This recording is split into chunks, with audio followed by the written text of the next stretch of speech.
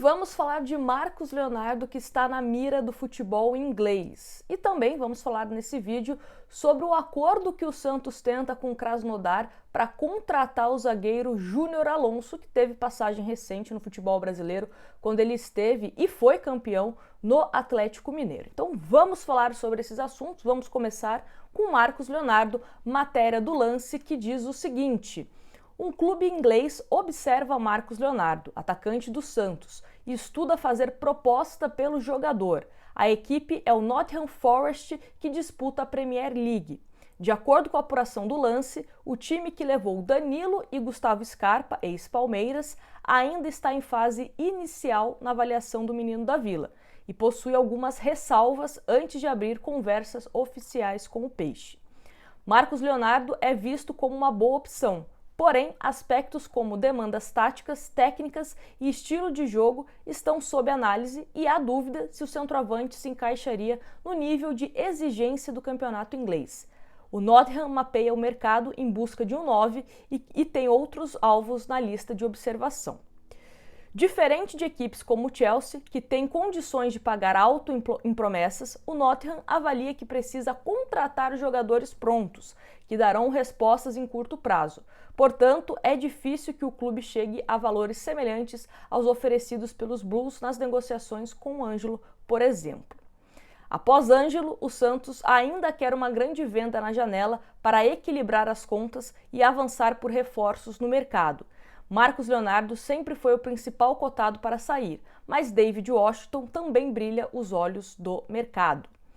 Pelo menos mais 2 times da Inglaterra avaliam uma investida por Marcos Leonardo. Recentemente, a Lazio da Itália negociou a contratação do atacante, mas as conversas esfriaram após o clube fechar com o argentino Tati Castellanos para a posição. Os italianos não chegaram às cifras pedidas pelo Santos. O interesse de equipes inglesas em Marcos Leonardo também foi noticiado pelo portal Trivela. E aí, inclusive, tem um outro trecho aqui do Trivela que fala também sobre o prazo da Premier League ser maior, né, para que eles possam realizar contratações do que aqui no futebol brasileiro. E isso, de uma certa forma, coloca na cabeça dos dirigentes santistas uma dúvida. Será que vale a pena vender o Marcos Leonardo ou até mesmo o David? Porque estamos na quarta-feira, enquanto eu gravo este vídeo, dia 26 de julho. A janela se encerra dia 2 de agosto, para que o Santos contrate, né, jogadores. Então, tem um ponto aqui no site Trivela que fala o seguinte: diferentemente do futebol brasileiro, em que a janela de transferência se encerra no próximo dia 2 de agosto, os clubes ingleses podem fechar negociações até o próximo dia 1º de setembro. E essa data pode colocar um ponto de interrogação na cabeça da diretoria do Santos. Afinal, se uma proposta chegar nas mãos de Rueda e a venda de Marcos Leonardo ocorrer após ou próximo dia 2, o presidente não poderia utilizar esse dinheiro para fortalecer o elenco visando a sequência do Campeonato Brasileiro. Somente para a próxima temporada, quando, em tese, o mandatário, caso não se reeleja, não estará mais na administração do clube. A atual gestão termina em 31 de dezembro. Por isso, a cúpula alvinegra torce para que os interessados oficializem uma proposta ainda nesta semana.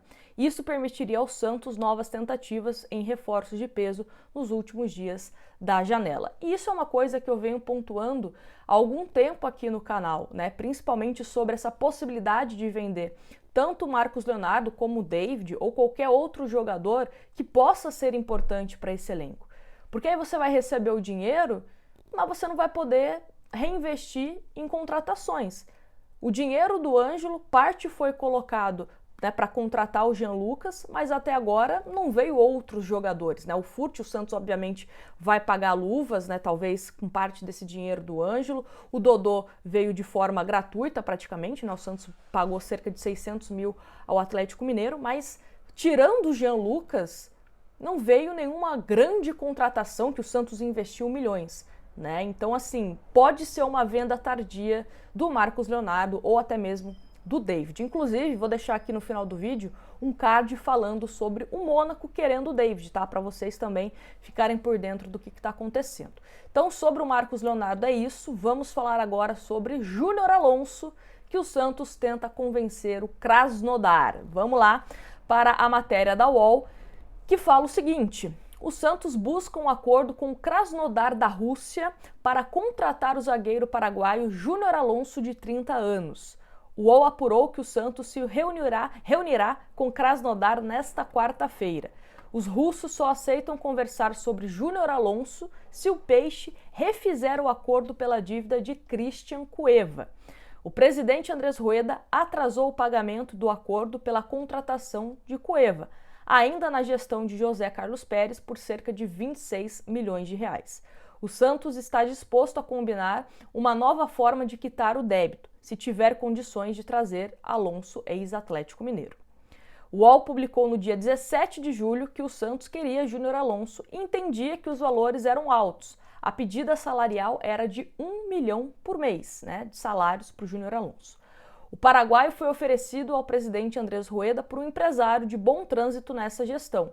Ele é Luiz Carvalho, conhecido como Luizinho Piracicaba, amigo de Rueda e muito próximo ao coordenador esportivo Falcão. Falcão já disse nos bastidores que é um dos poucos agentes que ele confia. Esse intermediário ajudou nas contratações de Joaquim, João Lucas e Dodi. Estava envolvido em outras tentativas, como as de Júnior Santos, que está no Botafogo, e Dieguinho, que está no Goiás. Luizinho entende que ajudaria a destravar o imbróglio com o Krasnodar para trazer Júnior Alonso. E a proximidade do fim da janela de transferência, daqui a uma semana, pode ajudar o Santos a aceitar o alto salário. Essa questão do Krasnodar, eu confesso para vocês que é o que mais me pega, Porque, igual a gente comentou sobre a situação do Schalke, quando não queria liberar o Zalazar para o Santos, porque um ex-dirigente do Hamburgo, naquela situação do Kleber Reis, tinha uma certa desconfiança no Santos. Naquele momento, o Santos poderia utilizar o seguinte argumento: olha, era uma outra gestão, era um outro presidente, a gente não vai repetir isso com vocês. Poderia ser utilizado pela atual diretoria do Santos. Só que a questão do Krasnodar a atual gestão do presidente Andrés Rueda também pisou na bola com o Krasnodar, não respeitando prazos em relação a essa dívida referente ao meio-campista Cueva. Então não sei até onde a credibilidade do Santos, dessa diretoria atual, com o Krasnodar, pode atrapalhar numa negociação com o Júnior Alonso. E outra coisa, eu espero que o Santos também esteja trabalhando em outras frentes, porque caso não dê certo numa reunião, hoje, na quarta-feira, com o Krasnodar, para ter um acordo pelo Júnior Alonso, o Santos não pode perder mais tempo. Falta uma semana para a janela de transferência se encerrar.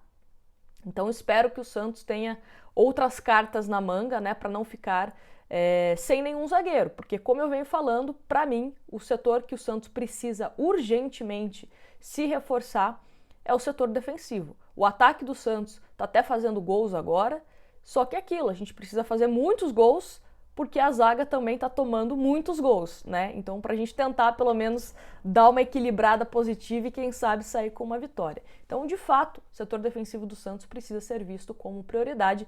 Vamos torcer para que o Santos consiga resolver e apresentar um zagueiro, seja o Júnior Alonso ou outro jogador, tá certo? Me fala aqui nos comentários o que você acha sobre vender o Marcos Leonardo. Também tem essa preocupação de vender o jogador e não conseguir tempo para reforçar o elenco? E me fala também se você gostaria de ter Júnior Alonso na zaga santista. E já que você chegou até aqui, te convido para se inscrever no canal, deixa o seu like, que dessa forma o YouTube sempre recomenda os vídeos e as lives que nós fazemos aqui diariamente no canal. Grande abraço para vocês e até um próximo vídeo.